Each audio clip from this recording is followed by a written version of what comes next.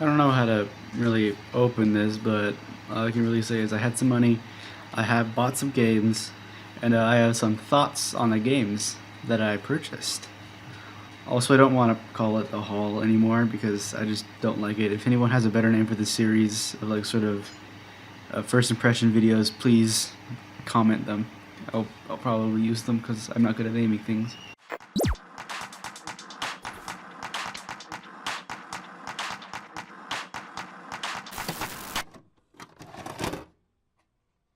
Okay, so this time I only have 3 games. So here's the first one: Saturday Morning RPG. And you might have guessed it's a RPG, and but you might not have guessed is that it's a Paper Mario style of RPG.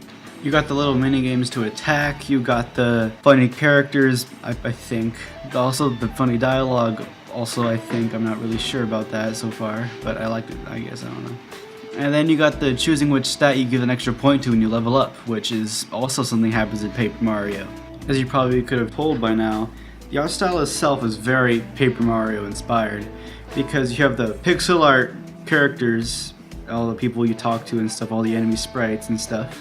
But then you have the backgrounds and everything you interact with is just 3D. I think it's pulled off pretty well, I think. And the music itself has nothing really to write home about. It's pretty forgettable, I guess. I don't really remember any of the songs from it except maybe the battle music, but I don't know. And be ready for a lot of jokes about the 90s, I think, or retro throwback jokes, whatever reference humor. And so if you don't like those kind of jokes, you probably shouldn't get it. And the story is pretty simple as well. You're just trying to save your girlfriend from the bad guy. Pretty standard stuff. And I'd say buy it if you like the Paper Mario games. It's sort of like that sort of style of play with the mini games as attacks and stuff. And if you like references to like early 90s pop culture, I guess, or late 90s or whatever, I don't know, sometime with the Nintendo Entertainment System, all that time period. So if you don't like that stuff, you shouldn't get this game. I mean, the main character basically gives you your main power, has the power glove, and I'm not sure if he says this or not, but I'm pretty sure he says, it's so bad. It's so dumb. Okay, so the next game is Shyness. Yeah, it's basically a game that totally wants to be an anime.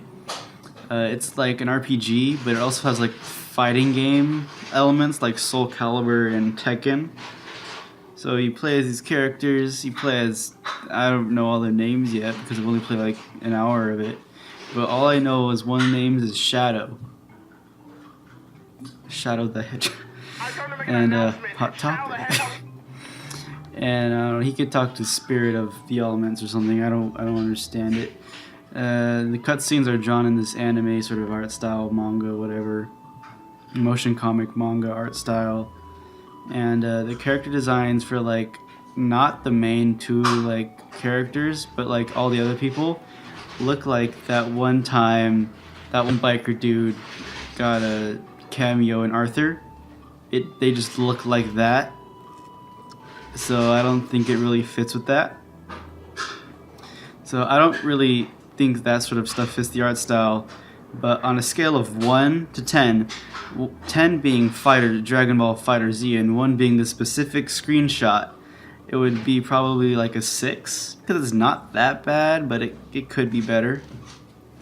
The soundtrack is pretty forgettable, I think, because I've played it for like an hour or so, and I barely even remember any of the songs from it, at all. The game just takes itself way too seriously, like with the story and stuff. I mean, you got Furry Goku over here. Make the best jokes out of that, okay? But I will keep playing it to see if it gets any better, or I may or may not make a video on it in the future. Because I don't know, I need to stop saying this because I'm probably not going to do it. But I will keep on playing it, and I will probably post in the description or whatever if it gets better. I don't know. I wouldn't recommend it. Okay, the last game is Chronicles of Teddy. It's technically a platformer sword Metroidvania thing. Basically, the temple parts of Zelda 2, but as the entire game. With some music stuff, melody, whatever stuff put in there for good measure.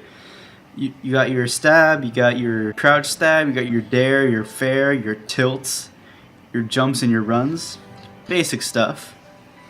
And out of all of the 3 games that I've played for this video or bought for this time, this has been my favorite so far. Got good pixel art, it's got good music, it's very good music.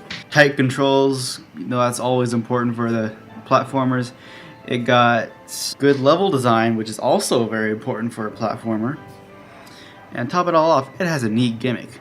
Okay, so in the first world, you get this tablet thingy where you can put these stone things that are basically just letters of the alphabet of this like different language that you don't know how to speak. And so you just type it in, it plays a note, and then you're basically speaking the language somehow. And then, but you don't know this language right away. What you do is you go to each little village in each world, and then that's where they give you all the words that you need to use for the area, for puzzles and stuff. And then there's some like words you need for like get to the actual temple, just to make sure you explore the area stuff. You get these by returning whatever lost item is found. You basically just do a fetch quest for the character, and then they tell you what to say to the person. This big thing, guardian thing that guards the temple apparently.